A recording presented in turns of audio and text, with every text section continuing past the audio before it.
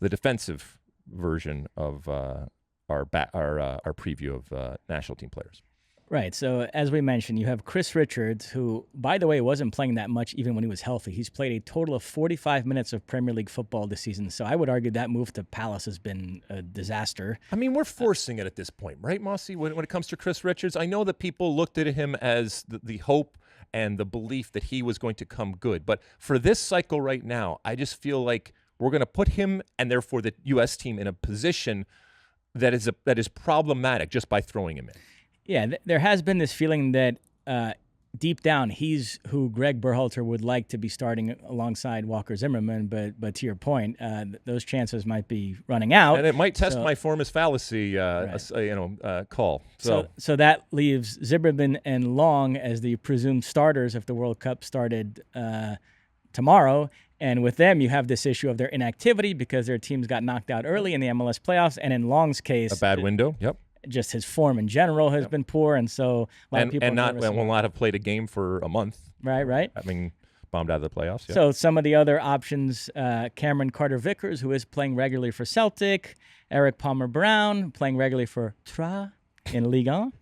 You have Mark McKenzie playing for Genk, and then we have to bring him up, Tim Ream. There still is this sentiment, people watching what he's doing week in, week out for Fulham, they can't believe that he's not going to go to Qatar. So I think those are the players we're looking at in that center back spot. So how do you see it right now? I mean, I still see Walkerman and Long. I still see Greg Berhalter when he is assessing the situation, whether you agree with it or not. I think he takes into account the totality of the experience that he has had with a player, and not just what that player is doing in the moment. I'm not saying that form, and I have my thoughts about form, isn't part of the assessment. And a player playing well in the moment can give that player the advantage going forward. But if there were other players, first off, a lot of these players that we're talking about, when Eric Palmer-Brown and CCV and McKenzie and stuff like that, we have seen them with the national team. Okay, and it's not as if they've lit it up. And I'm not saying that Aaron Long has either, but I just think that when it comes down to it, and I'm not saying I even agree with it. And all of these players, including Tim Ream has his positives and negatives, just like everybody else.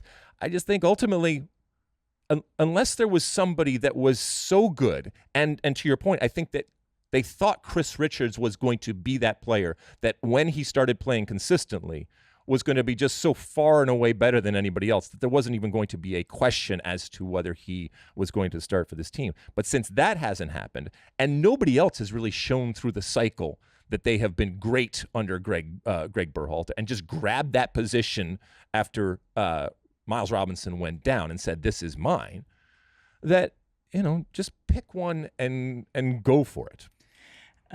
The position is in so much flux right now that Grant Wall recently even tweeted, "Are we sure Miles Robinson is definitely out? Is there any chance for him?" People are still holding out hope for that. It is a pity. I mean, because that tandem of him and Zimmerman and the way they were yin and yang to each other, it would have been really, really nice to see. And there's nobody that's even come close to Miles Robinson in any of these players that we are talking about right now. So I assume he takes 4 to the World Cup. So who would the 4 be? All right, so Aaron Long. Yeah, I mean, Aaron Long, Walker Zimmerman, and then it's between, because I mean, as much as people may want to see Tim Ream, I don't see it happening for the reasons that we've talked about. It's not that he's not a good player. It's just Greg Berhalter feels that those challenges, especially physically and over the top and playing a high line and all that kind of stuff.